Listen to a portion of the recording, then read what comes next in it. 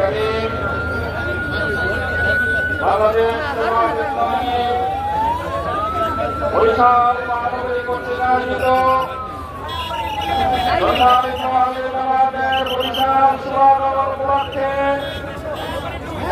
আজকের পথসভার সম্মানিত সভাপতি উপস্থিত সম্মানিত নেতৃবৃন্দ, সম্মানিত কর্মী ভাইয়েরা, সম্মানিত সুধীমণ্ডলী, সম্মানিত বরিশালবাসী, আসসালামু আলাইকুম ওয়া রাহমাতুল্লাহ। আপনারা জানেন গত 5ই আগস্ট আমরা একটি নতুন বাংলাদেশ পেয়েছি। বিগত 5ই আগস্ট বাংলাদেশি লক্ষ্য ফেরাউন শেখ হাসিনার পতন হয়েছে। শুধু পতন হয় নাই, শেখ হাসিনা পালাতে বাধ্য হয়েছে। এই শেখ হাসিনা বারবার বলেছিল শেখ মুজিবের কন্যা পালায় না।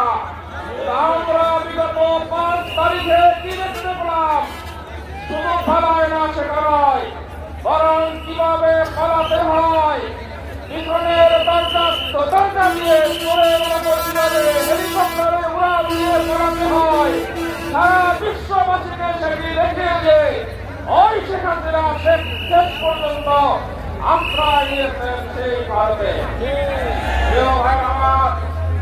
ও আমাদেরকে বলেছিল আমরা পাকিস্তানি রাজাকার, আর আমরা বলেছিলাম তোমরা ভারতীয় রাজাকার।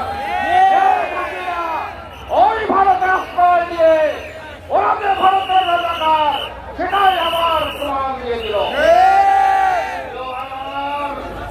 আমরা বলতে চাই বিগত 5 তারিখে 150 শ্রমিক ছাত্র জনতাকে হত্যা করে এই শেখ হাসিনা তার ক্ষমতাকে টিকিয়ে রাখতে চেয়েছিল।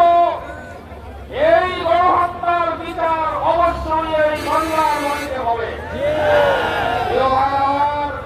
আমরা তুলে দেব না, কিন্তু আমরা এই অন্তর্বর্তীকালীন সরকারের কাছে অনুরোধ জানাবো শেখ হাসিনা এবং তার দোসররা বিশ্বের যেখানে থাকুক না কেন ওদেরকে অবশ্যই ধরে এনে উপযুক্ত বিচারের ব্যবস্থা করতে হবে।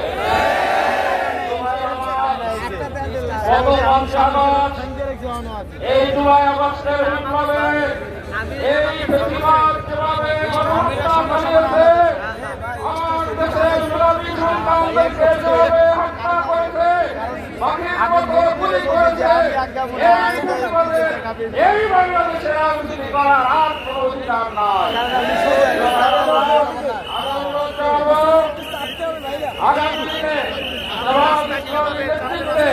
একটি সুন্দর সুরাবনা গঠন করার জন্য আসলে আমরা সকলে ঐক্যবদ্ধ হয়ে এগিয়ে যাই। আল্লাহ আমাদের সবাইকে কবুল করুন। আমিন।